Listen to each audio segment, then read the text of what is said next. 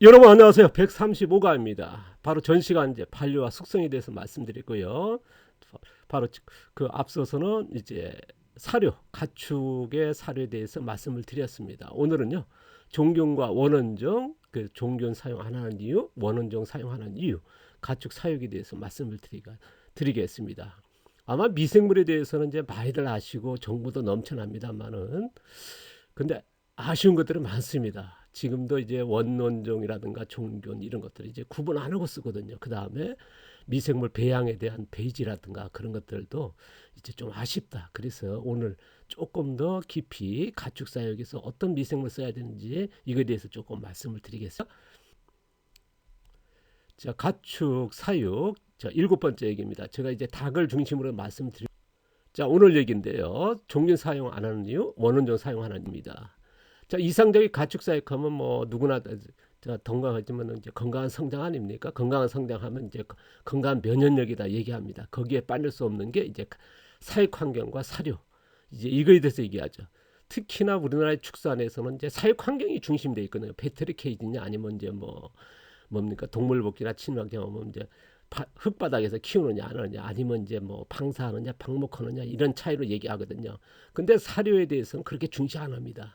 그 우리가 이제 친환경이나 어디든 뭐 포트리케이지는 거의 뭐랄까요 수입한 GMO 곡물을 중심으로 하는 사료인데요. 그런 것들이 좀 아쉽습니다만은 제가 이제 사료에 대해서는 이제 앞으로 더 얘기할 겁니다만은 특히나 또 하나 더 해야 될 게 뭐냐 그러면요 미생물입니다. 일반적인 이제 축산에서도 미생물 쓰긴 쓰거든요. 쓰지만은 그 미생물의 차이가 크다는 거. 그래서 이제 오늘 얘기하려는 건데요.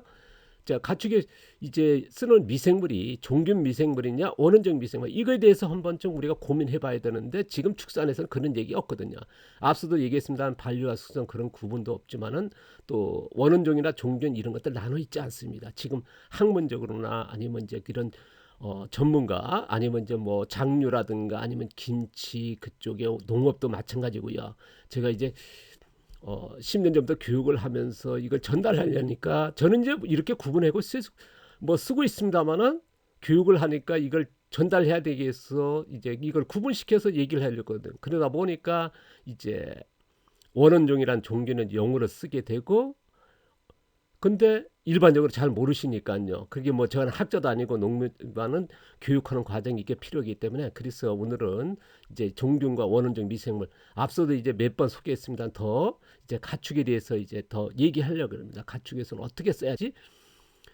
어, 가축에서 제한하는 미생물 사용은요. 아까도 했습니다. 원원적 미생물이라는 거. 저는 이제 원원적 미생물이 뭐 굳이 이제 종교는 뭐 배양해고 아니면 사다 쓸 필요 없이 이제 간단하게 앞서 소개했습니다만 뭐 비지사료 그런 거 만들 때 원원적 미생물 포집하지 않습니까? 우리가 김치를 담을 때 미생물 안 넣고 자연적으로 포집을 하거든요. 청국장도 그렇고요. 그런 원원적 미생물을 우리가 우리 선조들이 그렇게 수천 년 동안 이렇게 쓰고 있거든요.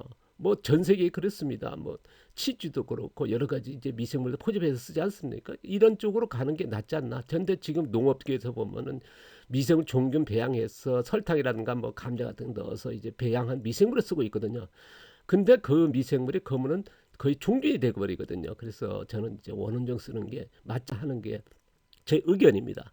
앞서 얘기했습니다. 종균 미생물 뭐 EM이라든가 이렇게 아니면 이제 기술센터에서 이제 통으로 해서 뭐 무료로 나누지 않습니까? 아니면 구매해서 쓴다는 거, 뭐 이런 종균 미생물도 여러 가지 있겠죠. 근데 저는 이제 원원적 미생물 우리가 이제 김치같이 포집해서 자연에 있는 미생물 썼으면 좋겠다 하는 제 의견입니다. 가축 사육에서 뭐 누가 어떻게 쓰든 그건 제가 뭐 개의 뭐랄까 관여할 일은 아닙니다만은 제가 이제 유튜브 하는 거는 뭐냐 제가 하는 농사의 정보를 공유하는 거기 때문에 저를 공개하는 거니까 저 쓰는 법을요 여러분이 뭐 판단하시고 쓰시면 좋겠죠. 제한하는 이제 미생물 사용은요 다시 한번 얘기합니다. 가축이라든가 토양 농사에도 마찬가지입니다. 뭐 토양 살리기라든가 작물에 퇴비에도 뭐 미생물 넣고 이제 반려 퇴비 만들지 않습니까? 앞서 바로 전편에서 얘기했는데요. 또 사람도 마찬가지입니다. 사람에 보면 이제 우리가 수천 년 동안 김치라고 원원종 썼거든요. 그런데 최근에 보면 거의 뭐 프리바이트에서 종견이거든요. 그런 것들을 뭐랄까요 따지지 않고 아니면 이제 뭐 효모빵이라 해서 보면 이제 효모빵도 효모면 이제 좋다는 뭐 천연종으로 해가지고 이제 많이 하지 않습니까? 그게 틀린 건 아닌데요. 그런데 원원종이냐 종교냐 따지지 않거든요. 근데 그 차이는 굉장히 크다. 식초도 마찬가지고 술도 마찬가지고요. 자, 육해 공원의 자연 상태에 있는 거를 원원종 미생물이라 했습니다. 그 다음에 여기서 1차 채취된 거를 원종이고요. 이거를 가지고 1차 배양한 걸 종균 1, 그 다음에 종균 2, 그 다음에 종균 3, 종균 4, 종균 5, 종균 10 그렇게 나간다는 말씀을 제가 이제 앞서도 얘기했습니다만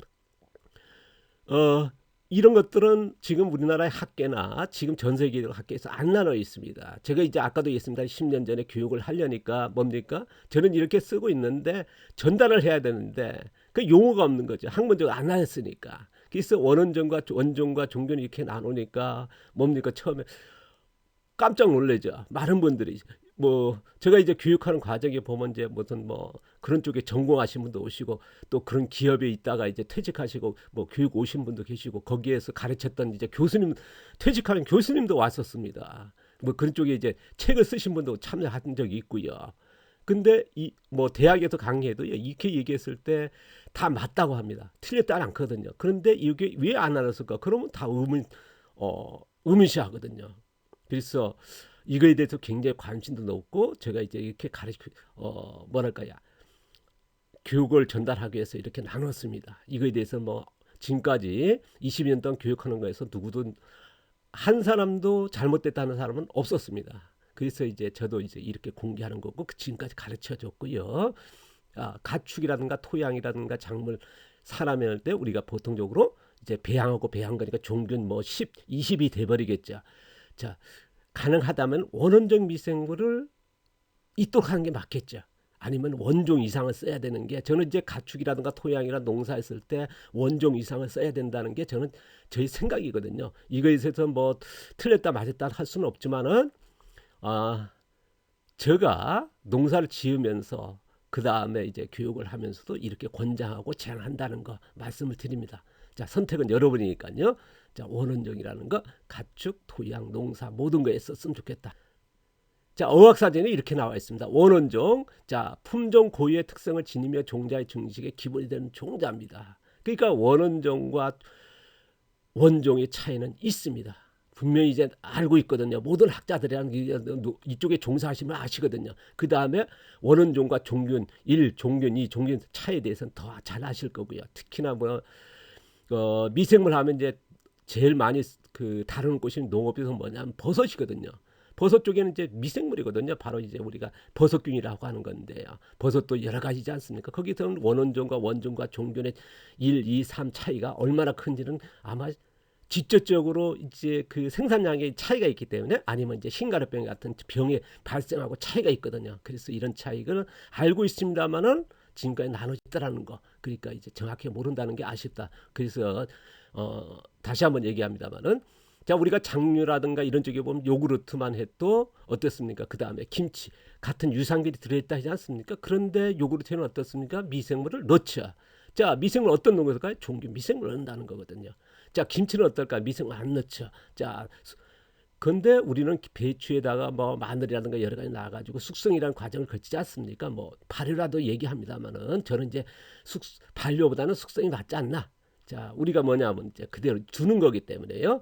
자, 우리가 이제 뭐 뒤집는다든가 뭐 그래서 그런 작용을 안 하기 때문에 그래서 숙성 과정에 미생물을 포집한다는 거. 그럼 어떤 미생물일까? 원원종 미생물이라는 거거든요.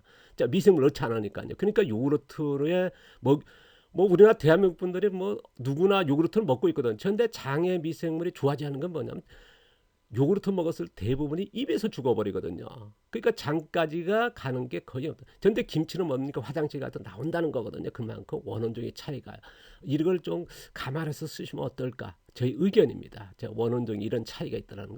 또 하나 뭐냐면요. 낫또. 우리가 일본에서 이제 우리나라에도 많이 이제 최근에 보면 또 우리나라 기업에서도 생산하고 있습니다. 낫또요. 그 다음에 청국장.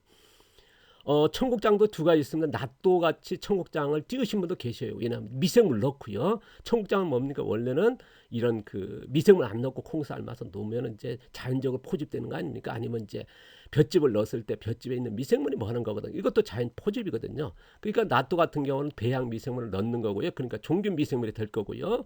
그 다음에 이제 청국장 같은 경우는 원원적 미생물이 되겠죠. 이런 차이가 있더라는 거거든요. 뭐 아쉽게도 아까도 얘기했습니다만은 우리나라 이거 청국장 업계에도 보면 이제 최근에 보면 이제 미생물 낫또 같이 이제 종균을 넣는 거죠. 그러면 이제 잘 배양된다. 그래서 이제 뭐 반려 잘 된다. 이제 그렇게 하는데 좀 아쉽지 않나? 저는 이제 이런 우리 수천 년 동안의 청국장 원원종 포집된 게 맞지 않나? 이런 차이가 있더라. 낫또와 청국장. 야, 그래서 저는 이제 가능하다면 원원종 쓰는 거를 원칙으로 한다는 거 말씀을 드립니다. 저 앞서 얘기했습니다만 우리가 이제 반려 과정에 이제 재료와 이런 사료 재료와 이제 종균 미생물을 해서 반려 과정 시켜서 반려 사료라고 있지 않습니까? 뭐 그런 방법도 있습니다만은 저희들이 주장하는 제가 얘기하는 이런 숙성 과정에 원원종 미생물을 포집하여서 숙성 사료를 만들면 그러면 이제 원원종 미생물을 먹일 수 있는 거고요. 반려 사료를 먹이게 되면 종균 미생물을 먹이게 되는 거거든요. 아까도 요구르트와 이제 청국장의 차이죠. 자, 김치와 차이겠죠.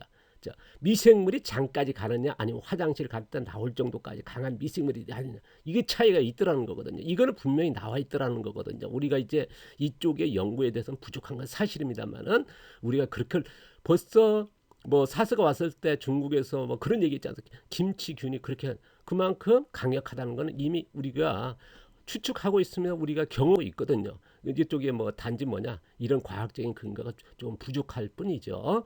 자, 원원적 공급 방법은요.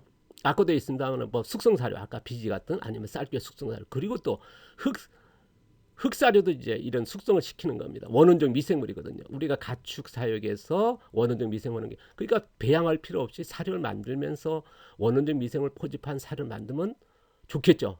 따로 뭐 미생물 사다 먹일 필요도 없고 또 이것을 만들어 두면 뭐 100년도 보관할 수 있으니까요. 왜냐하면 그게 숙성이 멈추고요. 또 사료 섞이게 되면 그 휴면 상태에 있다가 또 활동을 하거든요. 그러니까 언제든지 한번 만들고 이제 100년도 쓸 수 있으니까 이런 쪽으로 권장하는 겁니다. 김치는 똑같지 않습니까? 우리가 이제 휴면 상태에서 계속 쓸 수 있는 거니까요. 자, 미생물 활용에서 아까도 있습니다만 가축이라든가 농사 뭐 토양이라든가 토양 살리기 할 때는 이제 종균 미생물 같은 넣지 않습니까? 우리 시판된 거 아니면 이제 기술센터나 뭐 지역에서 지자체에서 공짜로 나눠준다 해서 쓴다. 많이들 쓰시니까요. 그래서 저는 농사에서 보면 이제 토착 미생물이란 건 완전히 그 뭐랄까요? 좋다는 걸 알고 있습니다. 근데 토착 미생물인데 토착 미생물은 뭐냐? 토착 미생물 종균이냐, 원종이냐, 원원종이냐 이게 중요하거든요. 그런데 그걸 안 나눠줍니다. 그러니까 토착 미생물이라도 원원적 미생물을 썼으면 좋겠다. 사람 같은 경우는 이제 뭐 청국장 같은 거, 김치가 되겠죠. 숙성 퇴비 사료 같은 거, 뭐 농사에서는요. 그 다음에 사료 같은 거, 가축의 숙성 사료 같은 그런 원원적 토착의 원원적 미생물 썼으면 좋겠다. 근데 이걸 확보를 못했을 때는요. 아까도 얘기했습니다. 원종까지는 쓰는 걸로 하는 게 어떨까 하는 저 의견입니다. 그러니까 종균 가능하다면 이제 뭐 종균 원까지도 씁니다. 합니다만은 가능하다면 원종까지 썼으면 좋겠다. 그러면 토착 원원종 미생물에서 원종이 가는 과정에서 뭐냐 그러면 배지가 필요하거든요. 먹이채가 필요합니다. 자, 하나 예를 들면요. 버섯을 우리가 느타리 버섯을 예를 들겠습니다. 느타리 균이지 않습니까? 그럼 느타리라는 게 뭐냐면 보통적으로 이제 볏짚에서 키우니까 그게 거기서 이제 먹이채에서 버섯이 자라는 거거든요. 그럼 그 전에 그 볏짚 재배사에 가기 전에 이제 종균을 이제 넣거든요. 그러면 이제 그 종균이 또 거기에 배지가 필요한 거고요. 그 다음에 우리가 그럼 그 종균 배지를 만들려 하면은 그 전에 뭐냐 버섯에서 느타리라고 하는 거기서 이제 포자를 해서 포집하는 과정과 그 다음에 그 느타리라의 조직을 분리해서 그거를 배지에 넣습니다. 넣어서 이제 균이 처음으로 처치하는 게 원원종이거든요. 그럼 원종이 되거든요. 그럼 배지가 세 가지가 필요합니다. 그럼 뭐 두 가지도 할 수도 있습니다만 보통적으로 세 가지거든요. 그러니까 느타리 재배는 뭐냐면 느타리에 맞는 배지 세 가지가 우리가 찾아냈기 때문에 대량 재배하고 있고요. 근데 우리가 잘 알고 있는 제일 진귀한 버섯 중에 버섯이라고 하는 자연산 송이 같은 경우는 그 배지가 못 찾아내는 거거든요. 그러니까 배지가 몇 가지가 있느냐 최소한도 2개에서 3가지가 돼야 되거든요. 조직을 배양한다든가 아니면 포자 받았을 때 원원종을 그 미생물을 이제 먹이사 되는 배지가 있을 거고 그다음 그거를 증식해 가지고 뭐냐 여러 이제 많은 개체수 만들어야지 않습니까? 거기에 배지가 필요할 거고요. 뭐 쌀개라든가 여러 성가 양분이 필요한 거거든요. 그 다음에 재배 송이를 재배하는 대량 재배하는 배지가 필요하게 돼. 그럼 세 가지 정도의 배지를 찾아내야 자연산 송이를 재배할 수 있는 거거든요. 근데 그거를 찾아내지 못했다는 거거든요. 그건 뭐냐면요. 미생물마다 고유한 배지가 있습니다. 그러니까 우리는 보통적으로 이제 미생물 배양하면 설탕으로 하지 않습니까? 원당 아니면 이제 감자 아니면 뭐 키친이라 해가지고 뭐 게 같은 거 해가지고 그러니까 우리가 보통 미생물 배양하면 미생물이 뭐냐면 2, 30분마다 분열되거든요. 걔 24시간 배양한다 그러면요. 50번 정도 배양되는 겁니다. 그러면 그 과정에 30분이 뭐냐 하면 배양할 때마다 1주기거든요. 그러면 50주기 내내 뭘 먹고 자라냐 설탕 아니면 원당 아니면 감자만 먹고 자라는 배지가 되는 거거든요. 그러면 뭡니까? 그런 당은요 단순한 모든 미생물의 에너지는 될 수 있습니다. 그런데 우리가 독특한 아까 자연산 송이 같은 건 뭐냐 그 배지에 그런 당으로 하면 배지가 되겠죠. 그럼 자연산 송이가 뭐 미생물이 중식돼가 재배할 것수 있지 않습니까? 그게 안 되는 거거든요. 그러니까 우리가 설탕이라고 하는 당이라고 하는 제일 에너지는 칼로리, 그다음 에너지는 될 수 있으나 그 고유한 미생물마다 배지가 있더라는 거, 다르다는 거. 우리는 이걸 생각을 못 하고 있거든요. 지금 농업에서 보면 재차 얘기합니다만 뭐 설탕이나 원당이라든가 뭐 감자 갈아놔 가지고 뭐 삶아서 놓고 거기에 하면 그러니까 거의 다 당이거든요. 그러니까 뭐냐면 이제 단순하게 양적인 배양으로만 가는 거거든요. 그래서 우리가 30여 년 동안 우리나라 농업에 미생물을 토양에 넣었는데 뭐 친환경 유기농 하시면 넣거든요. 뭐 퇴비 넣거든요. 미생물 들어가 있으니까. 근데 토양이 좋아지지 않는다. 이제 한 3년 됐습니다. 코로나 오기 전에 뭐 본격적으로 오기 전에 이제 저희 집에 이제 우리나라 명인이란 그 농업에 알려지신 분들이 몇 분 찾아오셨어요. 30여 년 동안 친환경 유기농 퇴비를 놓고 하는데 토양이 좋아진다고 왜 나빠집니까? 왜 염류가 발생합니까? 그에 대해서 수많은 질문인데 대답을 못 찾아요. 저희 카페에 불러 글 한자 안 터뜨리고 몇 번을 읽어보고 어렵게 찾아오셨습니다. 그래서 간단한 건데 뭐 이 얘기거든요. 근데 지금까지 이 얘기를 해준 사람이 없더라는 거죠. 이게 안타까웠습니다만은 어쨌든 간에 원원적 미생물이라는 거 이런 배지라는 게 굉장히 중요해요. 그러니까 토양에 원원적 미생물이 있으려면 그 배지가 중요한 거거든요. 그 유기물이거든요. 근데 우리는 뭐냐 배양할 때 단순한 양적인 배양 쪽으로 간다는 거 이런 것들 아쉽다 하는 말씀을 드리고요. 오늘 얘기가 모르겠습니다. 여러분에게 도움 좀 앞으로 미생물 얘기는 계속 할 거고요. 저는 이제 농사의 그런 교육을 과정에서 시작하면서 끝날 때가 미생물 얘기입니다. 왜냐하면 뭐 사람이라든가 농사라든가 뭐 가축을 키운다 뭐인데 항생제 안 쓰고 뭐 한다 그러면요 미생물은요 대체할 수 있는 거는 그래서 미생물을 얘기할 수밖에 없고 계속 할 수밖에 없습니다. 앞으로 이제 요게 한 두 편만 더 끝나고 이제 농장 조성 밥 만들기 들어가거든요. 봄이니까요. 그에 대해서도 또 미생물 얘기할 거고요. 계속 이어가도록 하겠습니다. 감사합니다. 고맙습니다.